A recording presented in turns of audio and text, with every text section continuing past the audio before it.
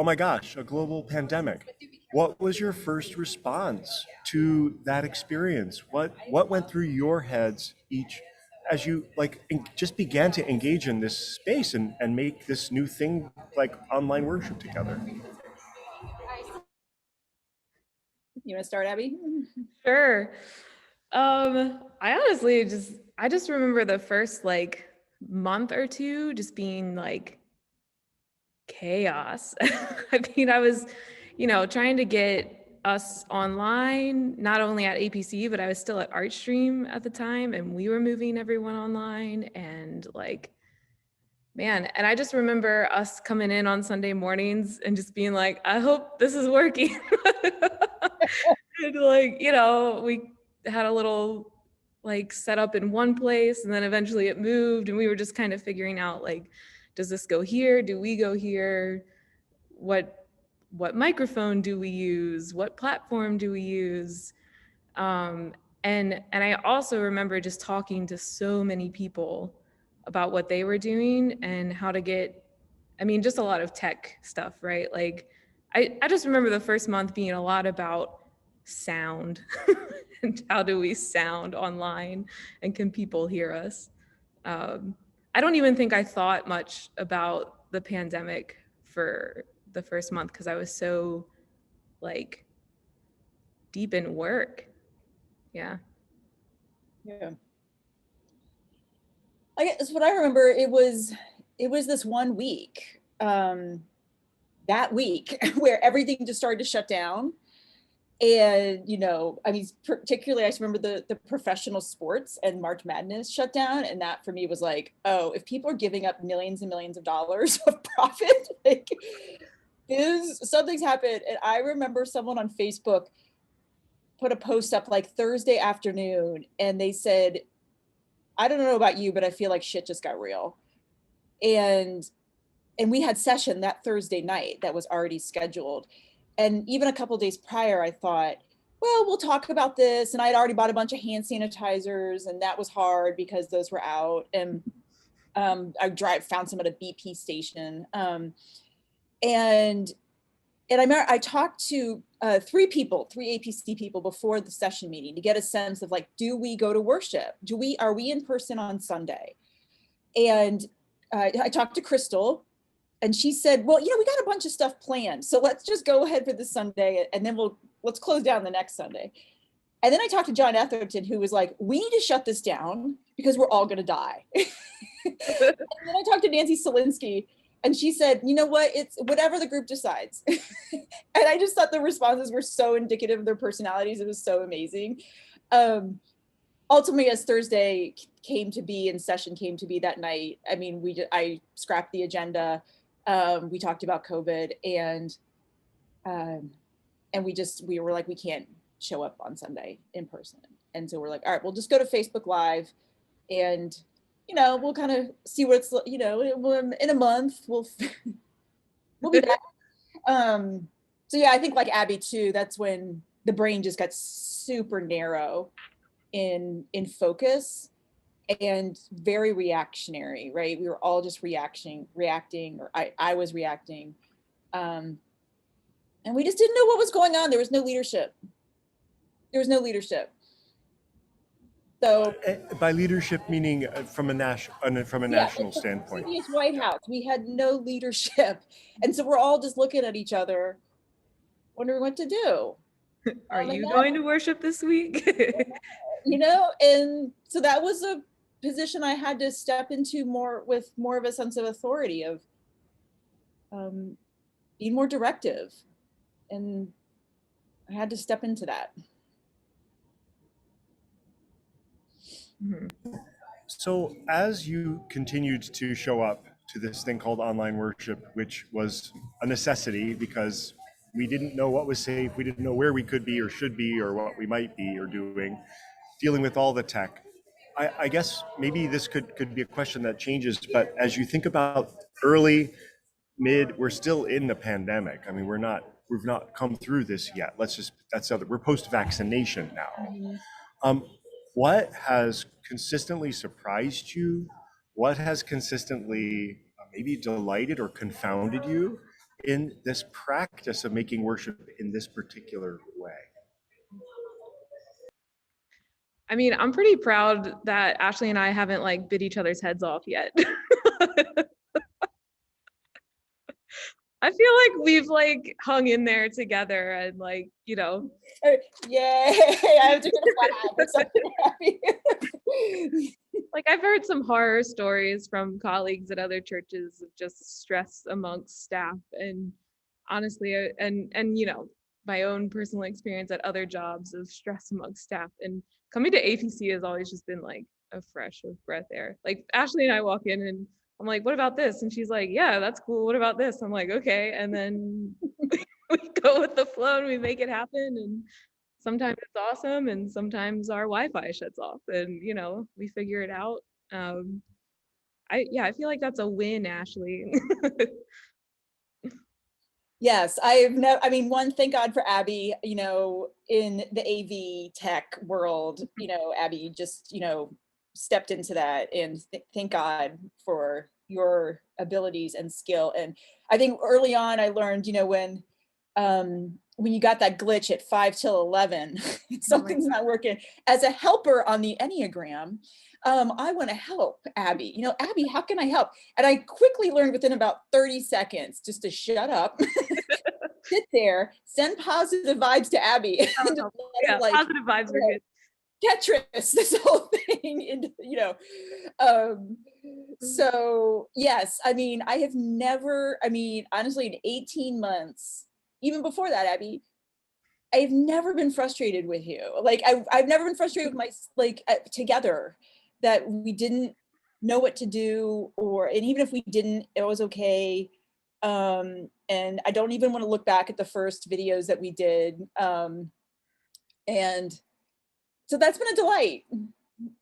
That has been a delight. And I think the delight also in like just laughing in worship when something happens or something doesn't happen, or I skip the prayer of confession, or I don't know, just there's been giggling, and that's been delightful in all of this. And I think that has come across, as others have said, and I'm very thankful for that. Mm-hmm. So the depth of your relationship has really been not just a surprise, but a huge gift in the way that you've been able to be together and find a way to truly collaborate to make something, and that grace-filled moment in the middle of that. And friends, humor, what a gift of humor to have, to give and to receive in a moment of crisis. I want to notice something in particular that maybe is unique to your situation. You led together every Sunday in the sanctuary, which meant that you were essentially in each other's quarantine bubbles. Mm-hmm. That essentially meant that you weren't just thinking about, well, I've got to get to work and get my work done, but you were actually needing to care for each other, and be mindful of where you were and how you were with others. How was that experience of like church, not just church, like showing up, doing my job, but really in a way, you needed each other in a profound way. Were there ever moments where that was scary, or moments where that was uncomfortable or felt like too big a burden? I don't feel like it was a burden. I mean, in a lot of ways I was really grateful for it because I didn't have much of a bubble. Like, you know, it was me and my roommate who I'm living with and Ashley. Like, that was kind of it. So in some ways, coming here every week and seeing like another human was just really great. And I remember the first time Ashley took vacation or continuing ed time, I forget. It was like 2 weeks of Ashley not being around. And I was like, oh my gosh, who am I going to talk to? Like, who am I going to see in person other than Ashley? I was fine, but it was just like, you know, you notice those things after a while. But yeah, I mean, it was just kind of a blessing in a way to have someone to talk to and, you know, process with each Sunday morning. And Ashley was really willing to share what was going on in her life with her family. And I felt, you know, comfortable to be able to share with her. And it was just great to have each other's support, really. Yeah, I mean, in our, you know, and our family had a different situation than Abby. I mean, my husband, Bob, was, was going into work at Miriam's kitchen, and he was in his like hazmat suit basically. And so we had someone in our household who was going, I mean, and Bob was outside, and Miriam's was taking every single precaution, and he was outside with other human beings. And so that I was very aware of that like, right, your pod isn't just your pod, as we all discovered. So, and I mean, thankfully our kids' school just shut down, Arlington Public just shut down. Our kids didn't go anywhere. So that was helpful. And Bob's family that's in the area, they were taking this very seriously. So we didn't have that type of family angst going on, but definitely aware just of the extension of my family and what I was then, possibly bringing into APC, and, and having to be clear with Abby about that. I wasn't going to tell Bob not to go in because of APC, right? It doesn't work that way. And so, my family was at risk. Bob was, Miriam's was considered a first responder in the district. And so that's a different level of just of risk. And also, the anxiety that I could have been, probably did and could have been bringing to the table. Miriam's had a lot of grief and loss has had a grief and loss. There's been a tremendous amount of trauma at Miriam's, and that has also come into our household because that's how trauma goes. And so being very aware of that with me, of needing to take care of myself, obviously the heavy lift with the family in that, and really Bob and I modeling how to do this as a family. And that's another level of kind of the fear and stress and anxiety that we all kind of carried around in particular ways. So having to be mindful of that and how that shows up in a workplace, right? I'm gonna dump that all on Abby. So yeah. You could have actually, and it could have created a very different dynamic than you might have experienced. And that you had a colleague who said, I hear you, I see you, and I love you and want the best for you. And I guess I want to ask is like, knowing that other people had complex situations in their home lives and other people were in different places along their journeys, what showed up in worship that gave space for the community, for the congregation to process this experience together? Oh, as Ashley's going away. Oops. Sorry. Someone just came to the door. Sorry, I'm okay. No worries. But I guess, Ashley, I guess I want to ask is like, how did worship hold some of this? How did you create space knowing that there were probably others in similar challenging or stressful situations or differently stressful? How did worship hold or make space for those things to emerge or show up or be named? Yeah. Well, I think the gift of liturgy is the structure that it offers, right? There's a beginning, there's a middle, and there's an end. And the structure holds us. And structure, as I've learned in improv, structure can create safety. And so, I mean, one of the first things that we started doing in the beginning was, well, one, we use some of the same rituals, right? So things that were familiar to people in their bodies. So we light a candle in the beginning, we ring the chime, and we did that in person. So so our liturgy did not shift a lot. So there was a lot of familiarity in that. And we added in the beginning, name, what is one thing you can touch, see, hear. So these kind of somatic things that we added around getting you to ground yourself in your space. This is where I'm at.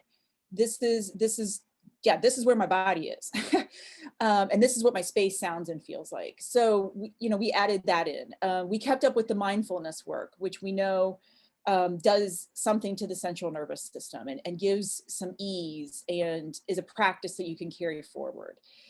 So I think the level of participation that we continued with in the liturgy and with sermon prompts, with Abby still doing a call and response with the assumption that people are singing back, even with Abby's looper, and hearing Abby in different ways.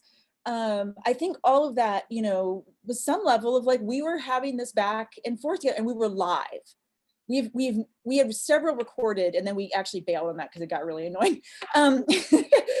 And, so we were live, and it was happening right there with each other. And so I think we were all in this isolation mode because we had to be. And how do we kind of break through that isolation the best that we can, you know, using the tool and the gift of liturgy. Mhm. Yeah, and I would say it's all very grounding. Like, I mean, the practices we were doing were very grounding, but even the work that we were doing, I remember telling session before, you know, they were asking like, are you all okay? Like, what do you need? And I remember sharing that like, this has actually been really grounding for me because it's like, I know exactly what I need to do. I know when I need to figure it out by, like, I know my purpose right now, even though it's really weird and different and strange. I can do it and I can focus on it and I can keep trying to, you know, build it and find ways to help it connect with people and to have that holding and that like clarity during a really chaotic time Yeah, was so helpful yeah. for me. Yeah. Yeah, and there has been so much death. I mean, Mhm. this pandemic has been about death. People dying, um, Breonna Taylor dying, George Floyd dying. January 6th was a death of a lot of things. So there's been all, you know, physical death and metaphorical death across the board. And I'd like to hope to think that our liturgy acknowledged all of that, um, and and had life-giving elements in it that, right, death isn't the final word, you know, and we didn't sugarcoat what was going on. Um, and kind of building off what Abby said, like Abby got laser focused, so did the congregation. And we all got laser focused and we kept at it. One person said on session, we could have atrophied and we didn't. And I'd like to think that that helped with like, as this horror is happening, there was this other element, this energy force that we were tapping into, that we were a part of, that said, we're gonna keep caring and doing what we've been called to do. Mhm. May I ask, just speaking, because I love singing, and I know singing online is a weird thing, but it's also really meaningful in a weird way. It's like having a duet with Abby every week, which is kind of cool. Who would complain to have a duet with Abby every week? Well, you made them by yourself. You made duets with yourself, Abby, which is also an incredible modeling through your looper. And I wonder, is there a specific song that you really have carried through this pandemic, or were there songs that have carried you through various phases of the pandemic? I'm just really wondering what, if I were to ask the congregation even, what songs have nourished or nurtured you through this time of pandemic? What are they? I'm wondering for you what they might be. Yeah, that's a great question. There's a song that we would sing a lot, the In Desperation song.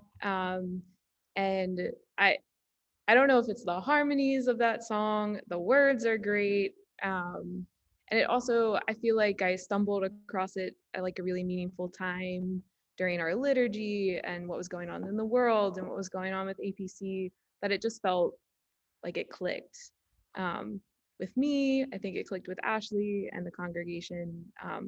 So that one comes to mind. I also think Leah Morris's song "Listening" has just been a really powerful song that has just like, it's an earworm for me. And it's also been fun because I've been able to teach it to the kids and we put hand motions to it. And so connecting it with APC, like all of APC, including the kids, is really great. And with Leah, and just kind of having that relationship, you know, making it stronger by just like singing her beautiful song every week. I don't know, it's such a great tune. Um, I love that image of nourishing, feeding the song every week, and like a yeast or like a dough, getting it yes. stronger and bigger and fuller. Sorry, there's a very weird beeping sound here. This is exciting. No, it's true though. I feel like each song, if we do it more, or if we, you know, it takes on a different purpose each week, right? Like it depends what happened that week, or depends what the congregation has gone through, or even myself, right? Like sometimes we sing songs on Sunday and I'm like, I don't really want to sing this song, but I know it's important for the liturgy. And other times they just hit me, they hit me differently. Like gosh, at Christmas when I was practicing Silent Night in the space. First of all, the looper is a game changer. So shout out to the looper pedal for it's just been so helpful. But I just remember practicing Silent Night, and I must have been in a particular spot of the worship space where I was in like a pocket where the harmonics just like hit the walls, right? And I hit I had a drone going on the one of the song, and I hit the fourth when I was singing, and then the harmonics just went boom, and I heard like bass, tenor, alto, soprano, and it was the first time I think my ears had heard that many harmonies, in a space at once, and I just like couldn't handle it. Just started, my whole body was like, oh my gosh, I miss it. I miss it so much. But I think the looper and having the ability to create layers has really helped APC kind of, well, and myself especially, remember that what we used to sound like in the space. Like, me just singing a melody line is so not what we are, what worship is, what music in worship should be. I find it very boring. Like, it's not about me and my voice. So being able to, even though it's still my voice in the layers, I hope that it helped um, remind people that they can join in on different layers, right? Like not just the one line. Yeah, I'm so grateful for the looper. And I remember the Sunday when Abby brought the looper in, I was like, what is this? And Abby's like, oh, I had this looper in my closet. Like Abby's got this like stash, like this is closet, and she's just like pulling things out. Like, what can I use? I would agree with the Spirit devotion song. I mean, that is a song I can really get lost in, to the point where Abby has to like usher me back into the moment because I'm like lost in a thought, or not even a thought, just in the moment. And she's like, Ashley, you're next. And I mean, really, honestly, anything with the looper, anything with those, the choir of Abbeys, and just listening to those harmonies, has been, it's such a relief for me. When I get to hear it live, and so, and it all, even though it's a recorded sound, it doesn't sound that way to me, so. Mm-hmm. What the looper is maybe one example of a skill or something new that you had to learn to adapt to the situation. What are some of those new skills that you've had to deepen into or develop over the last months? And then I want to actually ask you, not just what personally have you had to learn or deepen into, but what has the congregation had to learn? What have they had to deepen into? And I would ask them even reflectively, congregation of APC, what new skills or experiences have you needed to develop to be present and be in worship? Put it in the comment section. Ha ha. Go ahead, Abby. Oh goodness, so many skills. I mean, the looper was a skill I had to learn. There were a couple of times where I'm like, I'm just gonna start over, everyone. I'm sorry. Virtual ensembles, virtual choirs, that was a big lift to learn at first. And I mean, I'm so glad. Like, I remember Steve Tuttle really encouraging us to do them. And I was so like against it in the moment because it's so much work. Like, I don't want to deal with it. But once I started doing it, you could really see the benefit of being able to, you're not singing together in the moment, but hearing it together and seeing each other is just really powerful when you haven't been singing or seeing each other together. I mean, tech, lots of tech. And I just think getting used to like the skill of producing, right? Like, we not only are we leading worship, but we're also producing worship. And I think that was a big thing that we kind of had to wrap our heads around. Like, does the cross go here, or does the cross go over here, or like, is the chime too far away? Does Ashley have to walk all the way around the camera and then do the chime? Maybe we can move it, or can the piano be in a different spot? am I in the, am I on the edge of the shot like this? And like, can people see me? Or like, should I move closer to Ashley's bubble? Yeah, it's all so new and different. It's just But different ways of seeing yourself and different ways of seeing even the space, the liturgical space that you're playing in. Yeah, absolutely. I mean, we, and just making sure the space is the space we need to be in, right? Like we were by the windows and then we were like, oh, the lighting is terrible. Like the fact that we had to pay attention to lighting, right? Like things like that. And yeah, it's just a whole new approach to space and like your body within that space. And your sound within that space. Mm-hmm. The back end, right? I mean, learning the back end of how, I mean, not only were we pulling together worship, which is what we've done all along in person, but then there's this whole back end that people just don't see. I mean, there's always a part where you don't see the of how worship comes into light. But I mean, like learning where to look in the camera. I mean, it's like, oh, I mean, there's a spot that is in between the top of the camera and the iPad that's the look where I'm looking at you. So I think how to create, I mean, the gift of our space is that we weren't standing in a pulpit or in a space that's like 40 feet from the camera. I mean, it's been like me and Abby Zoom, and there's an intimacy in that. And so how I think the skill that's always been a value that's been really important to me in liturgies. How do you create intimacy and connection and community? And so then how does those get translated in the virtual world? And I think one of our elements that we weren't thinking like, oh, well, this is the two of us in this really constructed space will bring an intimate experience. I mean, we just did it, and the fact that, Abby's looking at the camera, she's looking at you, she's singing the song to you, I'm preaching to you, you individually, you plural. And I think really honing, like using that skill and creating that, embracing that value, and then what skill do we need to make that value really be felt? I mean, and I can talk about improv until, I'm no longer breathing.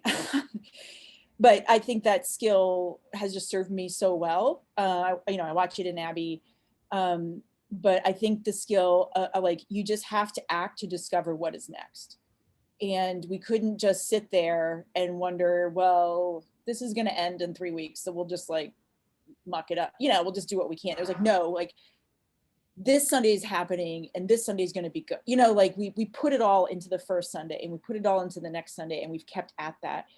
And that, improv just asks so many things of trust, of wisdom, of right risk-taking. There are no mistakes in improv, it's only risk. And so kind of really leaning into those. And then I think, the leadership skill of being more directive, and because we didn't know what we were doing. No one knew what was going on. Every day in the beginning particularly was like new information, because that's how it goes with something that's new, but also because the reckless leadership was making it so chaotic. And so how to, in that kind of acting, discover what is next, having to take on a little bit more of a directedness in leading. And that's something that I don't say it's new, but I had to keep at that. It wasn't just like, oh, here's a moment I have to be more direct. It was like, okay, people, we're doing this. So, and then, I mean, even beyond this, like the community organizing that has been happening in South Arlington, particularly around affordable housing, the level of truth telling that I have stepped into and that my companions in voice have stepped into, because of the work of an apartment building called the Serrano, Paul, it's a type of truth telling that I haven't consistently had to lean into over and over and over again.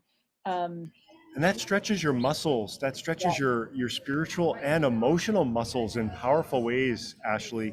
Just want to notice the overlays of that deep reparative justice, truth-telling work, plus all of the tech and all of then the family and all of the other dynamics of a global pandemic you were, and still are holding so many layers of complexity. Yeah. And I think most of us are holding those layers of complexity. Yeah. But the question is are we aware? Have we sat to tease those layers out a bit more and to notice this time has asked a lot of us. And I will honestly say too, as a person of privilege, I have had the experience of being able to maybe push or move through some experiences quite easily, Yeah. and others have not.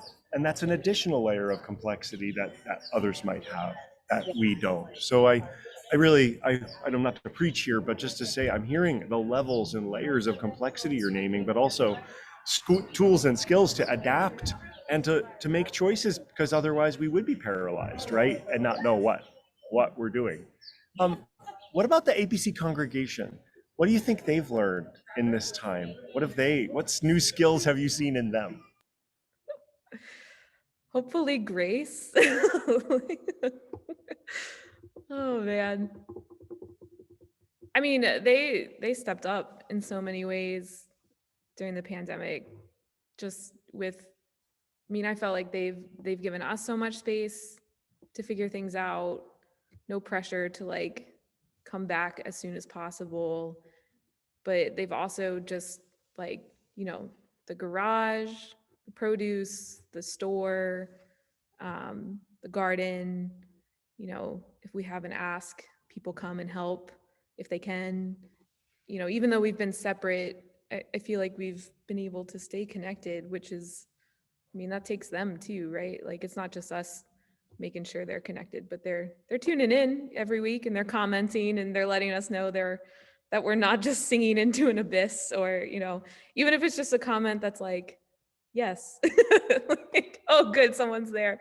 Like, yeah, they just showed up, right? APC showed up this year.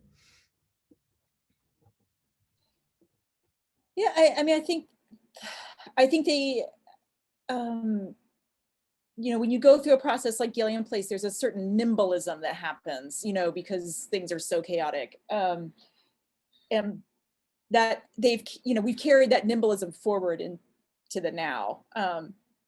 So, and I'll say, I mean, there's a survey out of clergy, basically like, are you going to stay in your job? And it's about 40% that are people that want to leave after the pandemic. And what I read in this article was that most of them were coming from congregations where there's been a tremendous amount of conflict around the pandemic, right? Do we open? Do we not? Oh, we're not going to open, so I'm going to take my money down the street. Little temper tantrums. Where there's more political tension, and we just haven't had that, and that's just been really amazing. So I think the gift. I mean, what have they learned? I think the power of cohesiveness, of community. They knew that, right? But this is just another level of what that looks like. I think being decisive. I think they've stepped into being a lot more decisive, that we, if we want to be connected to our neighbors, if we want to listen, this is a situation where you have to act very quickly. And we can't take a month and a half to decide something. So I think the work that we've done with the Vandersall Collective through all of this on our money story has been huge. And that's been a skill about how to build a relationship with money, with our space, and by extension, Gilliam Place, our neighbors. And so that has been, I mean, these are all gonna last us years. And so and again, and I think, even in the comment section, like the yes, right? There's a certain level of vulnerability that they have stepped into that I think was here. It was here. And the comment section has been a hit. You can respond even with your name on it, and it feels a little more anonymous because you're not sitting next to the person. So I think, I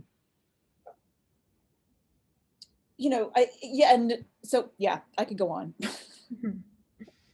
So some new things, but some things that they're bringing forward, like the money story was new. That was a new thing and but these other, and they employed a lot of their vision and made that new in something like The Money Story. And this is actually pointing to the next question, then, that is, what of the experience of these past months, these past 15 plus months of online worship, of pandemic worship, do you hope to retain or deepen into as you return in person? So in other words, what did you experience that you are hoping or praying goes with you now forward into the possibilities that will be held in in-person worship again? I mean, I heard nimbleness, I heard grace, I heard vulnerability. Those are all really powerful. Are there any others that come to mind? Go ahead, Ashley. Still thinking. Well, I think I think we're going to have to, I mean, what's coming to mind is, I think what we'll have to relearn is what it means to actually worship in person in community. So we've been in community, but we've been apart. And people have been able to just kind of show up, you know, in pajamas, in coffee. There are certainly Sundays where I wish I could have just showed up in pajamas and come late and left early. I feel like there are some Sundays where I did show up. And I remember seeing those videos and being like, what was I doing? So there's been a certain, I mean, so while we've been connected, it's been a very individual experience. You know, people have worshiped in their homes, in their quiet, kind of on their own terms, because that's been the reality. So I think, you know, what I want to, you know, and this will happen, is, you know, now we're in person, we're incarnate, we're in the flesh, and we're together.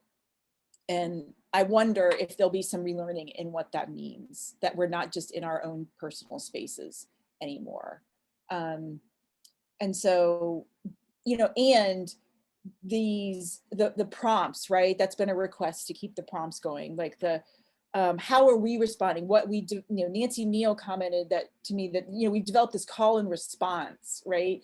Kind of back and forth, you know, Abby with the looper, Abby with the songs, the prompts. How do we break through these boundaries that, you know, well, the leaders do this thing and the participants do this thing, but, you know, that, I mean, what I always love is in liturgy is when the boundary gets pushed about assumptions and who's doing what and who's leading. And, you know, one thing I hope is, like, yeah, you got up and went and got your coffee during worship, and you went up and, you know, did this. Well, how do we bring that type of permission giving into our in-person, that, yes, we are in the collective and we are in community, and that does ask something different of us. And man, can we just take care of ourselves and not think that once you sit down in your seat, you're like strapped in for the hour. And if you miss something, like, why the hell was I here? You know, so that type of, like, you know, fluidity with the body, I hope we can create a space where people just feel like their personhood can just fully show up. Mm-hmm. Yeah.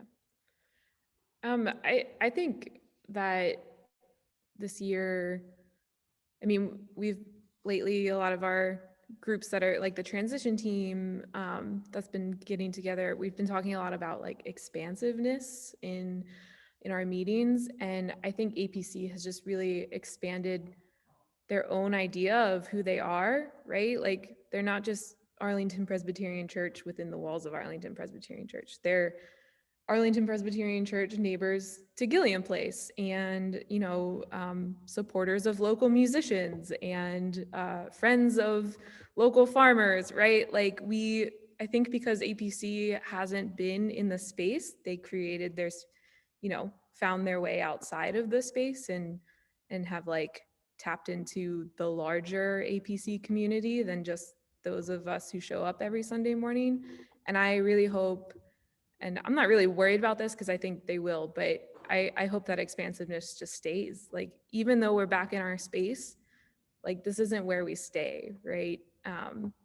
You know, the connections we made with musicians this year are long lasting, and the connections we made with our neighbors are long lasting and important, and they are who we are, right? It's not just us, it's it's the whole block, it's the whole neighborhood.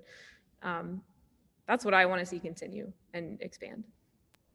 And how quickly it could have been that the congregation, newly ensconced in a new space, develops and deepens again a deep sense of being in the walls of its building.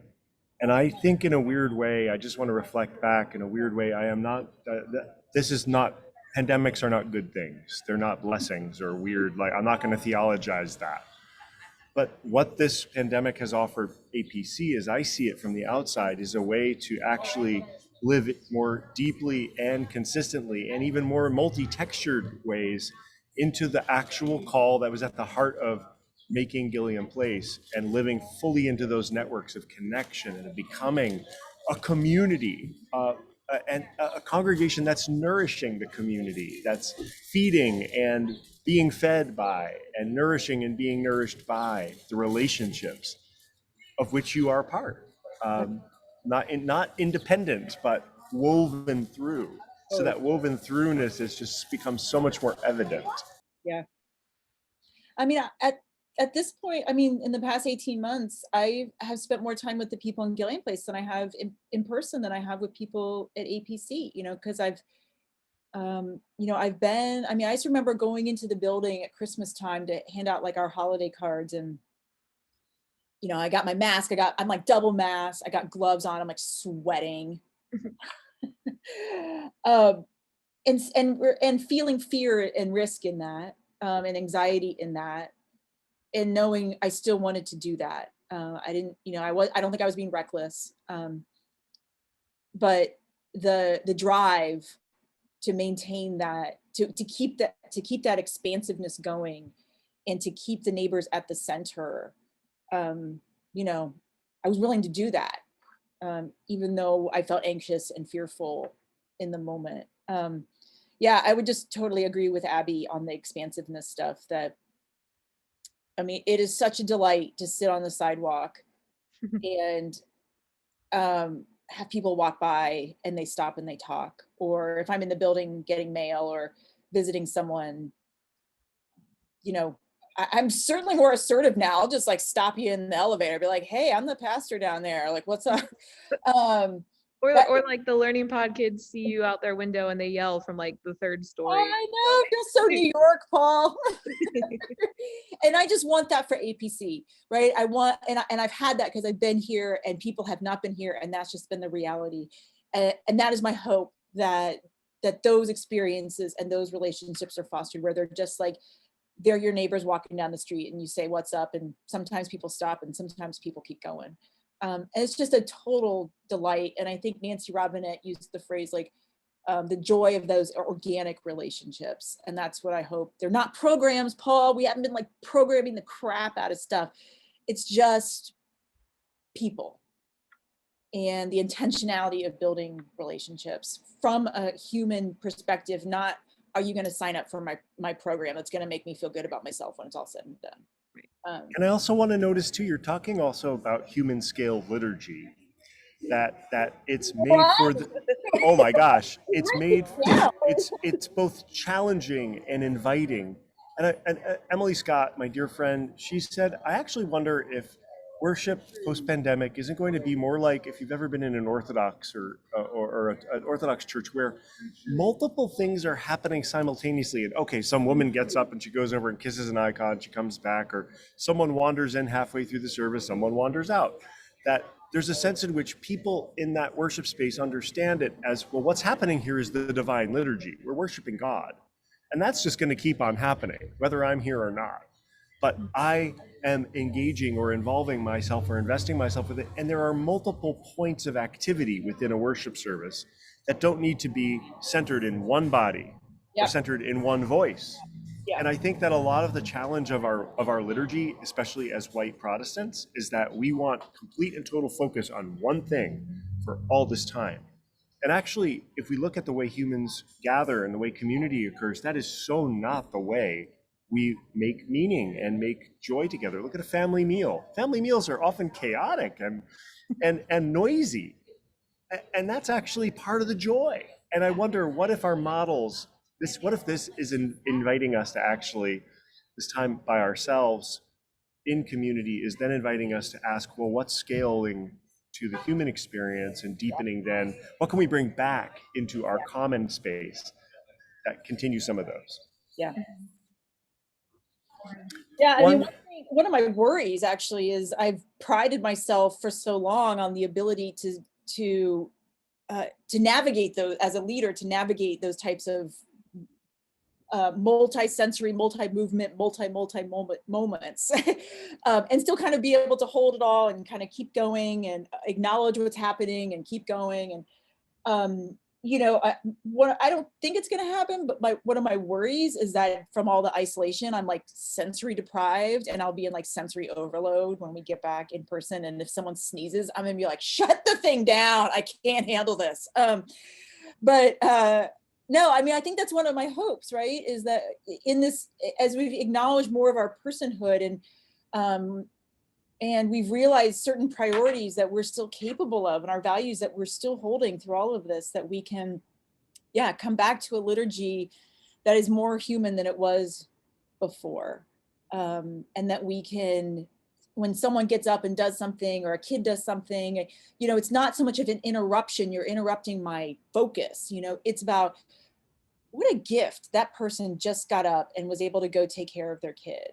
Or what a gift that one of our neighbors is here and, you know, who has Tourette's and they're making the sound that they make because that's the sound their body makes. And isn't that a gift that they're here? Rather than this kind of personal preference that I'm not getting what I thought I was going to get, therefore that's bad. That's my hope. Mm-hmm. One more question. As you imagine returning to in-person worship, and you are, I know, doing a lot of thinking about this, I know this is a feeling question. What do you hope to feel? What do you hope others feel as they re-engage with other bodies in the space that you're hoping to make? And I guess I'm asking you this question as worship planners and people who are thinking about the shape of what worship will be. What do you hope people feel and experience in their bodies and hearts, but fundamentally in their bodies when they are able to be back together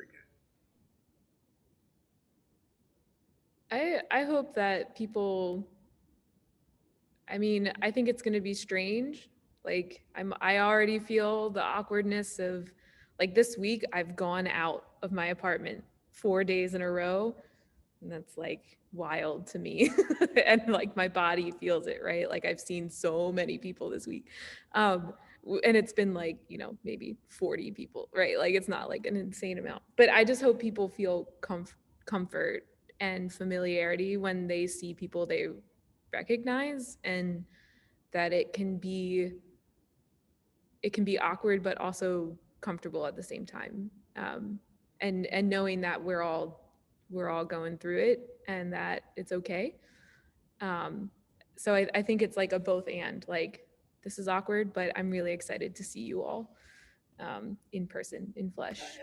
I love the pairing of conjunctions of we can feel awkward and also feel Yeah. that and also, not even but and also, that all those things can be braided together in a way, not to correct what you shared, Abby, but more just to add to what I feel is the heart or the richness of what you share. Yeah. I mean, awkward and comfort. I feel like that's my go-to mode these days. It's just, that's just who I am. And I hope everyone can experience the comfort of awkwardness. Let's put it that way. Personally, I just hope I feel something. I don't want to show up and feel numb. So I hope I feel things. You know, I hope that people feel. Yeah, I hope that people can feel that whatever they are feeling, or if they're not feeling anything, is quite all right. And that we have a liturgy that says that you are quite all right, no matter what is going, you know, with all the things that are churning around. I hope I hope we, yeah, in this, you know, and I hope we come in with, we're all gonna have expectations about what we think is gonna happen, or, you know, that we're gonna sing God of Grace, God of Glory at the top of our lungs and belt this out, and we're gonna have this moment. And we're not. No. There's no fireworks that are gonna happen. There's no, you know, so my hope is that we come in with the blankest slate that we can have, with expectations and assumptions about particularly that first, well, I shouldn't even say particularly the first worship service, but really about what this is going to feel like. We have to relearn how to be together, and we'll have memories of the past as we do, and those need to have a place, and they need to come alongside us.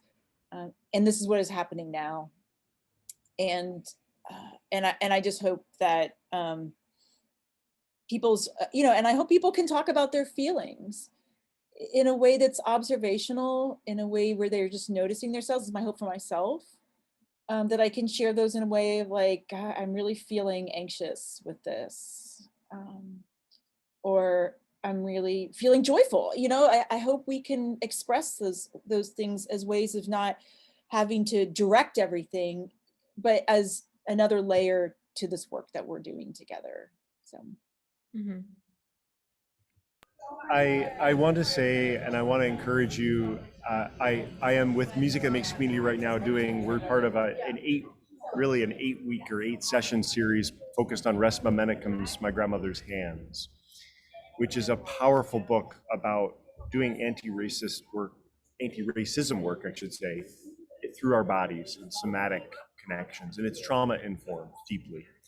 And I hear what you're saying, and I wonder about exercises to invite the congregation to pay attention. Because one of the things, Ashley, that we actually know is that the human being has fight, flight, or freeze responses, that those are the three fundamental from our vagal nerve, right? So we know that we're going to either, you know, push, we'll pull, or we'll just stop. And I think it's really helpful for people to pay attention to in moments of stress or trauma, or when something gets triggered, noticing, well, wow, what am I feeling? How am I feeling that in this moment? Where in my body do I feel that? I wonder how we build, I'm just saying, speaking out loud, even more kinesthetic awareness, more bodily awareness. How can worship in this next time open us up to the fullness of our bodies, in community, that there are ways we can share the knowledge that we're gaining about how to be in our bodies with each other. I don't know. I just want to say, in Can you give us conclusion, something? Give us an exercise right now. an exercise right now is Yeah. so just, if you would just simply be aware of your surroundings, or just take a breath in, and very, very simply just breathing through your feet, almost drawing the energy up from your feet into your knees and up into your waist, and just feeling connection to the ground. And as you do that, I would invite you to, I'm noticing I'm in a outdoor space here, but if you would just take a moment to just slowly look around and glance, but open up behind you. Let your body move and open from the center, and turn even around completely to see what might be behind you.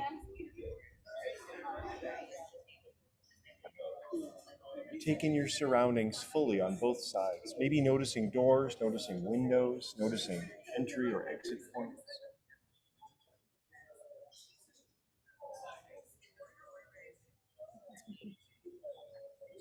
Maybe as you're coming back to center, you want to just find yourself aware of a thing in the space that draws you. It could be an object, it could be a window, it could be anything that feels particularly compelling or interesting to you, but just find that and let your eyes linger as you continue to breathe. Be present to your space, to the moment that you're in.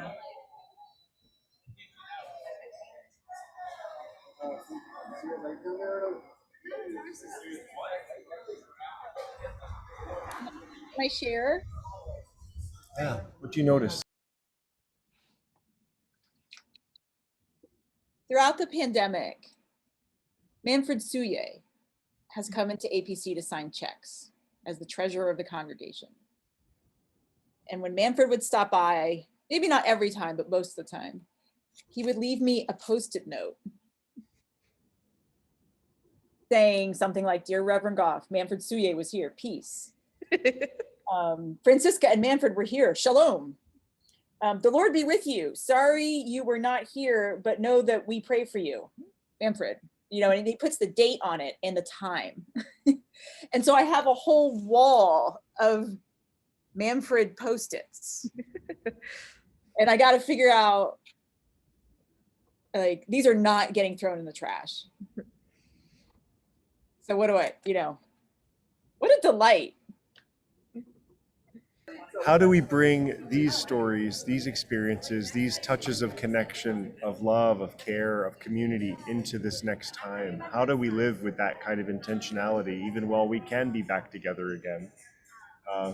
What a gift. What a gift. What a gift you are, both to each other and to APC.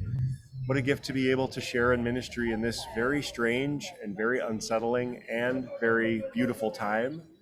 And it's, again, all of those things together.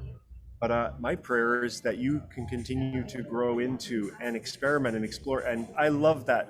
No mistakes, just learning. No mistakes, just learning as you find yourselves back in, again, new in-person worship and deepening awareness of who you are and how you're called to be. And that worship, I love this, the spirit of this work that you're doing is worship is not anything except a continuation of what we do when we're not together. It's a special hour, yes, but it's part of life. Worship is life and life is worship. Yeah. And what we're doing in worship is practicing for showing up for the world, practicing for showing up for God in the world. 100%. And that is so much at the heart of what I hear and feel and see you doing. And I pray God's blessings on you. Preach, Paul. Thank you, Paul. I love you both. Love you too. You are Holy Spirit. You are Holy Spirit.